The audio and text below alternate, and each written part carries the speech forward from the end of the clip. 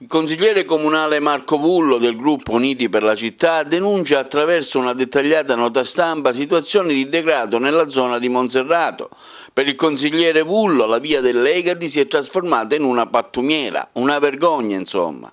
Pertanto Vullo chiede al sindaco e all'assessore all'ecologia interventi urgenti in ordine allo stato sporcizia in cui versa la via dell'Egadi nella frazione di Monserrato di Agrigento. Vullo denuncia e scrive: la via dell'Egadi è trasformata in una vera e propria discarica, alto il rischio igienico-sanitario per i residenti della zona. Questa è la denuncia del consigliere esponente del gruppo Uniti per la Città, nonché presidente della Commissione Bilancio, che continua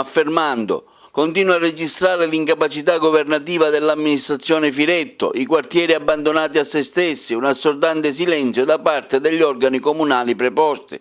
L'assessorato alla nettezza urbana è incapace di governare il fenomeno degli incivili. Un esempio lampante è il degrado in cui versa la via dell'Egadi nella frazione di Monserrato, dove i residenti sono stanchi di denunciare lo stato di grave abbandono e di rischio per la salute pubblica, in considerazione della monnezza che ormai ha invaso del tutto il marciapiede e gran parte della carreggiata. Vullo continua: chi ha il dovere di intervenire lo faccia, i quartieri della città sono in ginocchio, il sindaco si affacci la testa fuori dalla finestra del municipio e provvede immediatamente a eliminare questa indegna situazione che vede via dell'Egadi sommessa dai rifiuti attraverso azioni concrete di sorveglianza, di salvaguardia e tutela della salute pubblica. Intanto, come vedete dalle immagini, i cittadini di via delle Mura, zona San Michele, con molta buona volontà e anche per ovviare alle carenze del servizio di pulizia della zona antica della città, in vista della festa del quartiere, il patrono San Michele, che si festeggerà prossimamente, sono costretti a pulirsi le strade in modo autonomo,